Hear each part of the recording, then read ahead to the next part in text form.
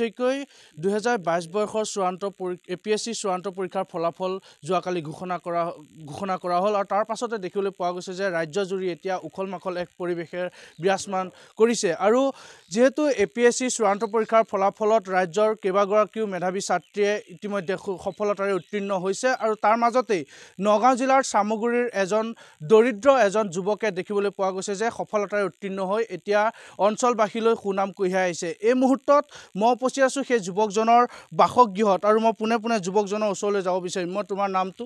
হয়, মোৰ নাম অনুপম শইকীয়া। যেহেতু APSC পৰীক্ষা এটা সফলতাৰে অৰ্জন কৰিছা, এই অঞ্চলবাসীলৈ সুনাম কঢ়িয়াই আনিছা, কেনেকুৱা লাগিছে মনটো? মনটো যথেষ্ট আনন্দিত। যিমানখিনি কষ্ট কৰিছিলোঁ বা নিজক সমৰ্পিত কৰিছিলোঁ সেইখিনি ফলাফল লাভ কৰিছোঁ মই। তোমাৰ গাঁওখনৰ নামটো কি? আমাৰ চামগুৰি গেন্ধালী বেবেজীয়া। কোনটো বিভাগত তুমি এতিয়া পাছ কৰিছা? মই একাউণ্ট ছাৰ্ভিচ, আছাম একাউণ্ট ছাৰ্ভিচৰ এছিষ্টেণ্ট একাউণ্ট অফিচাৰ হিচাপে নিযুক্তি লাভ কৰিম আৰু। তুমি আৰু কিবা কামত ব্যস্ত হৈ আছিলা, কিবা কৰ্মৰত হৈ আছিলা? হয়, মই 2022 চনৰ পৰা অসমৰ স্বাস্থ্য বিভাগৰ অন্তৰ্গত হেল্থ এডুকেটৰ হিচাপে মই মিছাত কৰ্মৰত হৈ আছোঁ, মিছাৰ পানীগাঁও ৰাজ্যিক চিকিৎসালয়ত। যেহেতু তুমি অসম চৰকাৰ এটা বিভাগত তুমি কৰ্মৰত হৈ আছিলা, তাৰ মাজতো আন এক সফলতা, কি ক'বা এই সফলতা কেনেকৈ তুমি অৰ্জন কৰিলা? হয়, এই সফলতাৰ পথ সহজ নাছিলে। প্ৰতিজন লোকসেৱাৰ প্ৰস্তুতি কৰা ব্যক্তিয়ে বুজি পাব। নিজক সময় দিব লগা হয়, যথেষ্টখিনি কষ্ট কৰিবলগীয়া হয়, সমৰ্পিত হ'ব লাগিব, নিজৰ ওপৰত বিশ্বাস ৰাখিব লাগিব, তেনেদৰে সফলতা আহে বুলি ভাবোঁ মই। যেহেতু এতিয়া চাকৰি বুলি ক'লে যথেষ্ট ব্যস্ত হৈ পৰে, সেই ব্যস্ততাৰ মাজতো তুমি পঢ়া শুনা কৰিছা? হয়, সেইখিনি মিলাবলগীয়া হয়। ধৰি লওক অফিচৰ টাইমটো থাকেই, তাৰপিছত আহি পেলাই যিখিনি সময় পাওঁ বা ৰাতি তেনেকৈ মই এখন ৰুটিন বনাই লৈছিলোঁ, তেনেদৰে ফ'ল' কৰি পেলাই এইখিনি আজি ইমানখিনি উপনীত হৈছোঁ মই। হয়, অঞ্চলবাসীৰ বাবে এইবাৰ প্ৰথম গাঁওবাসীৰ অঞ্চলত তুমি এবাৰ প্ৰথমবাৰৰ বাবে APSCত তুমি পৰীক্ষা পাছ কৰিছা।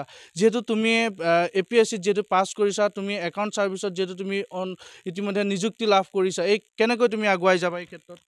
এই ক্ষেত্ৰত একেবাৰে নতুন অভিজ্ঞতা হ'ব মোৰ ক্ষেত্ৰত, গতিকে যিখিনি হয়তো ইয়াৰ পিছত ট্ৰেইনিং হ'ব, সেইখিনি লাভ কৰিলে তেনেদৰে আগবাঢ়িব লাগিব আৰু। নিশ্চয়কৈ এই মুহূৰ্তত মোৰ লগত মাতৃগৰাকী আছে, মই মাতৃগৰাকীৰ পৰা জানিম, কেতিয়াবা ভাবিছিলেনে আপোনাৰ ল'ৰা এনেদৰে এটা সুনাম কঢ়িয়াই আনিব বুলি? ভাবিছিলোঁ মই, আগৰ পৰা মই যত্ন কৰি আছিলোঁ আৰু ল'ৰায়ো যত্ন কৰিলে, তেনেকৈ পাছ কৰি হ'ল আৰু এতিয়া।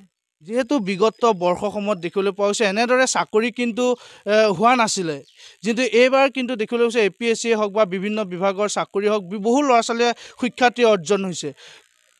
হয়, এইবাৰ মুখ্যমন্ত্ৰী ডাঙৰীয়াই যি চাকৰি দিছিলে, সেয়া মানে নিকা চাকৰি আছিলে আৰু মেৰিটৰ ওপৰত নিৰ্ভৰ কৰি পেলাই এয়া চাকৰি লাভ কৰিলে।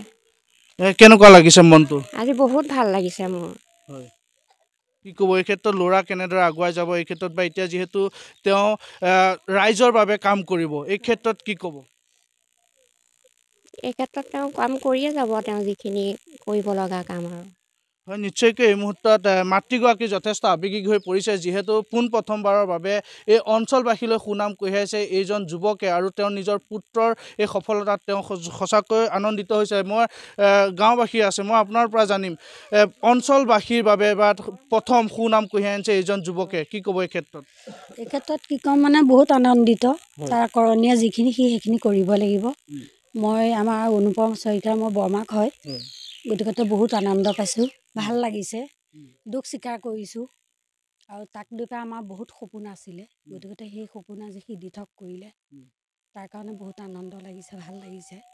কেতিয়াবা আশা কৰিছিলেনে এনেদৰে স্বচ্ছভাৱে বা নিকাভাৱে কেতিয়াবা এজন যুৱকে পঢ়া শুনা কৰিও এতিয়াও কিন্তু পঢ়া শুনা কৰি এতিয়াও যুৱক ঘৰতে বহি থাকিবলগীয়া হৈছিল, কেতিয়াবা এইবোৰ সপোন কেতিয়াবা ভাবিছিলেনে? ভাবিছিলোঁ, কিন্তু তথাপিতো ভগৱানৰ ওপৰত বিশ্বাস আছিলে, তেওঁ নিশ্চয় এদিন সহায় কৰিব আৰু সি যিমানখিনি কষ্ট স্বীকাৰ কৰিছিলে, সেই কষ্ট সি আজি ফলাফল মানে ভালেই পালে, তাৰ কাৰণে ভাল লাগিছে। মুখ্যমন্ত্ৰীগৰাকীলৈ কি আহ্বান জনাব, বা যিহেতু স্বচ্ছভাৱে নিকাভাৱে বহু ছাত্ৰ ছাত্ৰীয়ে মেধাৱী ছাত্ৰ ছাত্ৰীয়ে এই সফলতা অৰ্জন কৰিছে? মুখ্যমন্ত্ৰীৰ বাবে মানে কি, তেখেতে আমাৰ অসমতেই হওক বা ভাৰততেই হওক বহুত নিবনুৱা ল'ৰা ছোৱালীক সংস্থাপন দিছে, তাৰ কাৰণে ভাল লাগিছে। নিশ্চয়কৈ মই পুনৰবাৰ অনুপমৰ ওচৰলৈ যাম কি ক'বা শেষত কি ক'বা যিহেতু বহু যুৱক যুৱতী এতিয়াও চাকৰিৰ ক্ষেত্ৰত দৌৰি ফুৰিবলগীয়া হয় বা তেওঁ নিজে ভাগৰুৱা হৈ যায় চাকৰি নাপাম বুলি এই ক্ষেত্ৰত তুমি যিহেতু যি ধৰণে সফলতা অৰ্জন কৰিছা এই ক্ষেত্ৰত তুমি কি ক'বা হয় সফলতা যিহেতু এদিনতে অহা বস্তু নহয় নিৰ্দিষ্ট এটা সময় লাগিব নিজক সমৰ্পিত কৰিব লাগিব গতিকে যিসকলে এই ক্ষেত্ৰত আহিম বুলি ভাবিছে তেওঁলোকে নিজক সমৰ্পণ কৰিব লাগিব প্ৰথমে গতিকে সেইখিনিয়ে মই ক'ব বিচাৰিছোঁ আগবাঢ়ি আহিব লাগিব সময় দিব লাগিব নিজক সফলতা তেতিয়াহে আহিব এতিয়া তুমি যেহেতু মেডিকেল বিভাগত কাম কৰিছিলা মেডিকেলৰ চাকৰিতকৈ কিন্তু এই চাকৰিটো অলপ যথেষ্ট কৰণীয় আছে এই চাকৰিটোত কি ক'বা হয় এতিয়া যথেষ্টখিনি দায়িত্বশীল হ'ব লাগিব বা আগতো আছিলোঁ সেইখিনিয়ে নিজৰ কৰ্তব্য সদায় কৰি যাব লাগিব এজন দায়িত্বশীল বিষয়া হিচাপে গতিকে সকলোৰে আশীৰ্বাদ বিচাৰিছোঁ ঘৰত কোন কোন আছে তোমাৰ ঘৰত মোৰ মা দেউতা ভণ্টি আৰু পৰিয়ালৰে সকলো আছে আজি লগত নিশ্চয়কৈ এই মুহূৰ্তত মই অনুপম শইকীয়াৰ ভাষ্য এই মুহূৰ্তত শুনালোঁ ক'ব লাগিব যে আজি এই চামগুৰিৰ এই ভিতৰুৱা এটা অঞ্চল এই অঞ্চলটোৰ পৰাই দেখিবলৈ পোৱা গৈছে এই অঞ্চলটো এটা পিছপৰা অঞ্চল এটা ভিতৰুৱা অঞ্চল ইয়াৰ পৰা এইজন যুৱকে এতিয়া সুখ্যাতিৰে সফলতাৰে যি APSC যি পৰীক্ষা সেই পৰীক্ষাত তেওঁ সফলতাৰে অৰ্জন হৈছে আৰু তাৰ বাবে এতিয়া আনন্দিত হৈছে গাঁওবাসী লগতে ঘৰৰ প্ৰতিগৰাকী পিতৃ মাতৃ সকলো এতিয়া আনন্দিত হোৱা পৰিলক্ষিত হৈছে আৰু বিশেষকৈ ক'ব লাগিব যে এজন দৰিদ্ৰ ঘৰৰ এজন যুৱকে যেতিয়া এই সফলতা অৰ্জন কৰিব তাত সকলোৱে এতিয়া আনন্দিত হৈ পৰে আৰু যথেষ্ট কষ্ট কৰিছিলে আৰু সেই কষ্টৰ ফলতে আজি তেওঁ সুনাম কঢ়িয়াই আনিবলৈ সক্ষম হৈছে আৰু এতিয়া দেখিবলৈ পোৱা গৈছে যে সমগ্ৰ অঞ্চলবাসীয়ে তেওঁক অভিনন্দন জনোৱাৰ লগতে আমি NB নিউজৰ তৰফৰ পৰা তেওঁক অভিনন্দন জনাইছোঁ আৰু এয়া আমি এই মুহূৰ্তত চামগুৰিৰ পৰিৱেশ দেখুওৱাৰ চেষ্টা কৰিলোঁ